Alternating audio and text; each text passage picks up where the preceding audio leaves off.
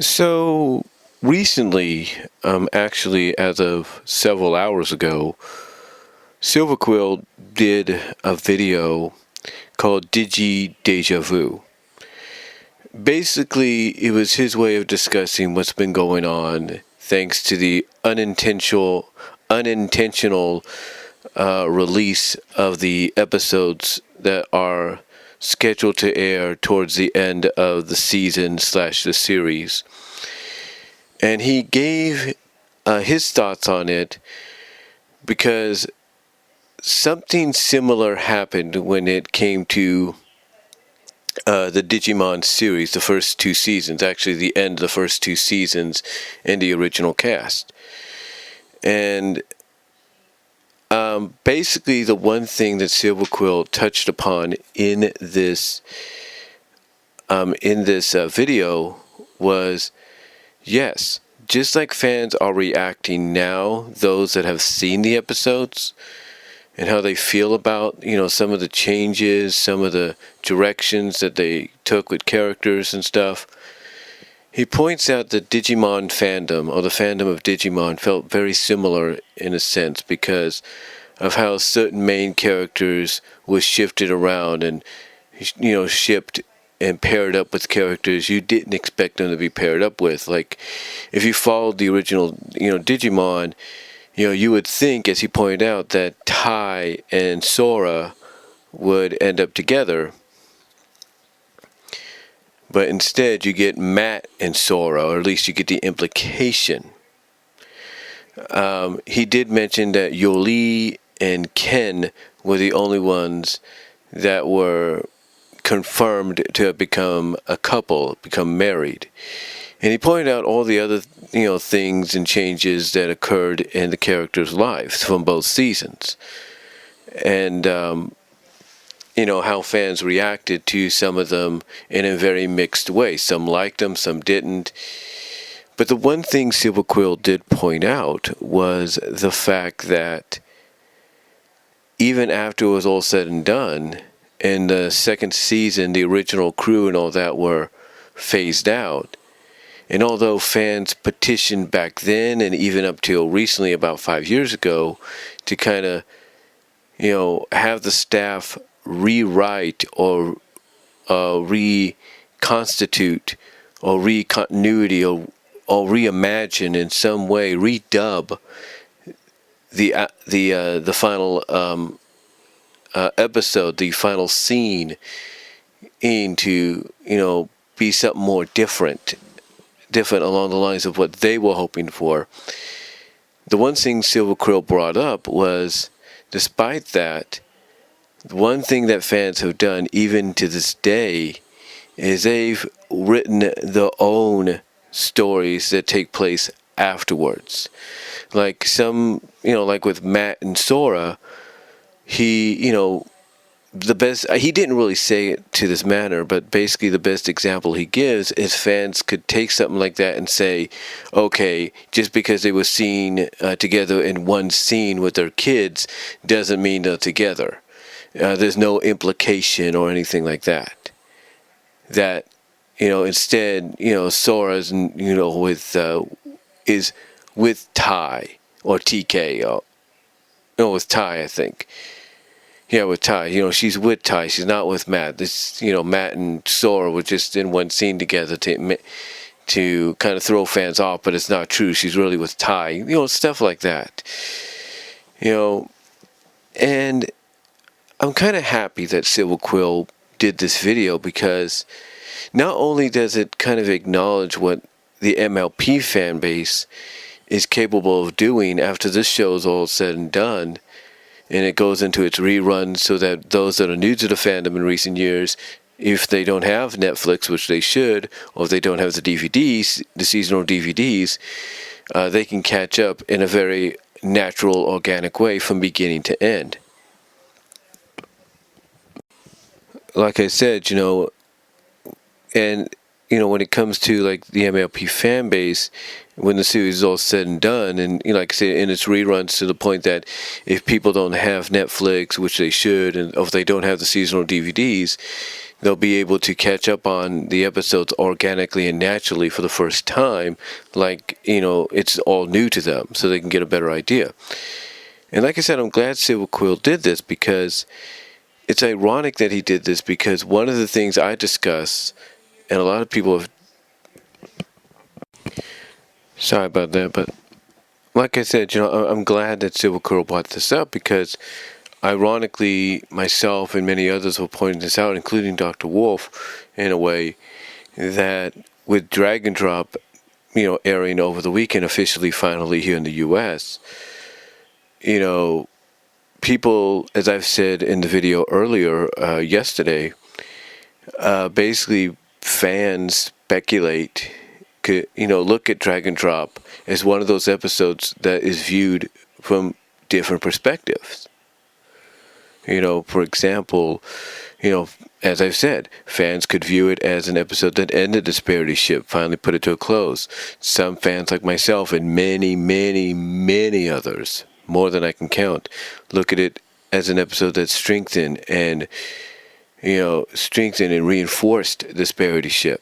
Some look at it as an episode that belonged in an earlier season instead of this one, and others look at it as an episode that gave Spike a new love interest / waifu in Gabby the Griffin. And fans obviously, I should say, fans could look at it either way, and as I said in the video yesterday before work, they can actually make their own stories. And that's what Silver-Quill pointed out here in his Digi Déjà deal, when it relates to what happened after the Digimon situation and fiasco, and how it relates to MLP's situation over the past couple of weeks, and potentially later on next month. When fans, depending on their reactions, those that probably haven't seen the episodes yet and are waiting for the official release in the US, how they're going to feel. Because basically what they could do is just get on their computers, their laptops, the PCs, the phones, the tablets, whatever, and they could just start coming up with their own story ideas of how they feel things should have gone, how they feel things should have went, and all that. And the same could go with Dragon Drop. I mean, Dragon Drop, basically, as a lot of people have indicated, does not say Parity's over. It does not indicate Spike and Gabby are together. It does not indicate this or that. It's just the way, from that four-way perception, it's viewed. Because it's perceived and percepted and looked at from 4 different kind of scenarios, in my opinion. And for those that feel that it's the end of Parity and potentially opens the door for Spike to move on and find someone else, or get interested in someone else, and the same with Rarity, they could easily just get on their computers or whatever and go, just like that. Type up a story.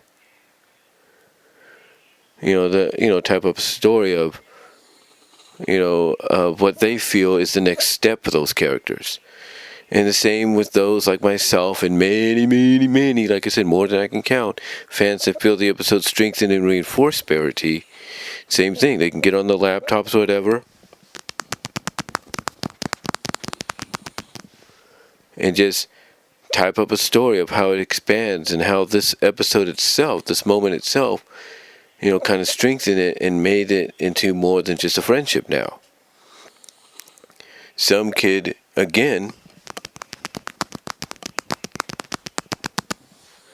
get on the laptops, computers, whatever, and find a way to fit the episode into another season, an earlier season, where they feel it probably belonged and fit in better.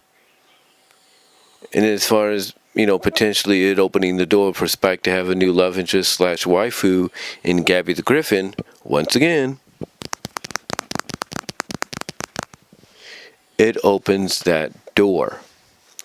Now, it opens that door for people to, get on the laptops or whatever and just type up their own stories. Again, the biggest example is Disney Fanatic 2364, when she did Bride of Discord. No one thought at that time or considered a potentiality of a Spike and Applejack ship. But yet, Disney Fanatic found a way to take Spike at Your Service and what happened afterwards and expand upon that. And she did it brilliantly, to the point that anytime people see Spike and Applejack on screen together just for a brief moment or interacting or whatever, it's like, yes, they're giving us they're giving us the Apple Spike ship. We want the Apple Spike ship. So stuff like that. And again, that was all Disney Fanatic's original storytelling doing, some inspiration from Beauty and the Beast, if you will, but that was all her original storytelling ideas that she put on paper, she typed up on her computer, and brought to life through her own words. And we all see the end result of that today. So, to me, that's what an episode like Drag and Drop does. It does exactly what Silver-Quill said in his Digi Déjà Vu video. It basically opens the door for fans to expand on what they feel, on how they perceive it, and how they feel it should go. I'll give you another good example. Chip 'n Dale Rescue Rangers is a very popular show. And it's been 30 years, and to quote Silver-Quill, man, thinking about the fact that it's been 30 years makes me feel old too. Makes me feel old, because I was 10 when it came out, officially in syndication. But anyway, when Rescue Rangers was done with, fans, even to this day, continued writing stories about them. In fact, in the early to mid 2000s, basically around the same time, ironically, I think that the whole Digimon thing was happening. Fans were coming up with all kinds of new story ideas to expand the Rescue Rangers on. Two of the ones that stuck out to me were Death of a Comedian, which focused on Dale and one-time character but returning character thanks to the Boom Studio Comics, Foxglove Bat. And the story turned into a web comic called Of Mice and Mayhem, which was a gadget-centered episode that also focused on Chip and Gadget getting together in the end, and also established in this fan's own mindset, Foxglove and Dale being together. So there were things like that. There's even Disney, there were some fans that even did a Bonkers series of fanfics called Bonkers 1999. And that expanded on the Bonkers characters, and went in places and directions that Disney potentially could have if they wanted to. The point that I'm getting at here is, and Silver-Quill was doing the same thing, is we may not agree with how certain things are going to occur. We may not agree with how an episode like Drag and Drop may or may have not done something that we want. There's no doubt, again, fans that believe it ended the Parity ship, there's no doubt that they don't agree with those that feel it didn't do that, but instead strengthened and reinforced the Parity ship. And the same with those that believe the episode strengthened and reinforced the Parity ship. They don't agree with those that believe it ended it. And there are those that don't agree with either one of them and believe all it did was give Spike a potential love interest / waifu in Gabby the Griffin. Stuff like that. Some will disagree that it doesn't belong in this season, and there are some that will disagree and say it does.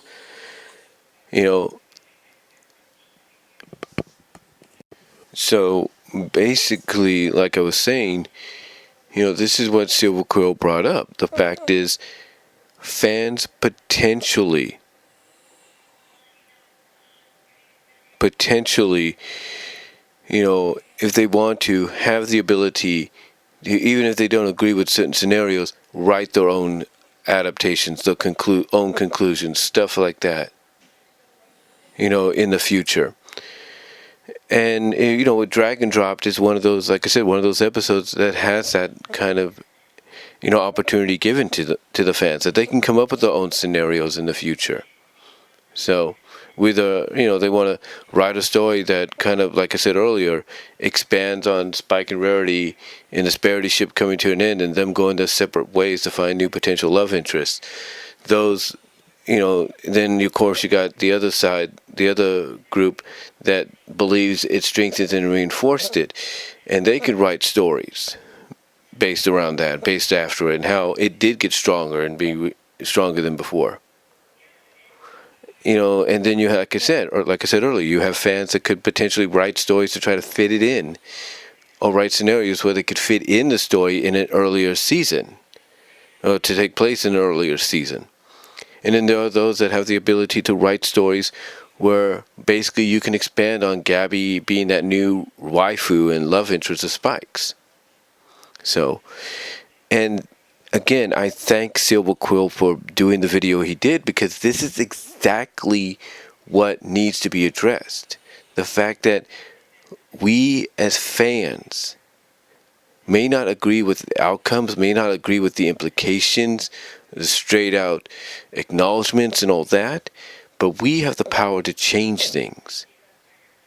Like we don't have to agree, like you said, we don't have to agree with the ending that Digimon gave us with the original cast after the second season. Instead, we can go with the final battle, acknowledge it happened, but go in a different direction, that if you want to still use the future plot line of this, here's what the characters are doing now in the future, like 10, 15 years later, go ahead and do it. But do it in a way you feel, you best believe is the better way of doing it. So, anyway, I just thought I'd do this quick little response video to what Silver-Quill said in his video, and I appreciate him doing that, because he has a lot of good points there. We may not agree with how Dragon Drop could be viewed.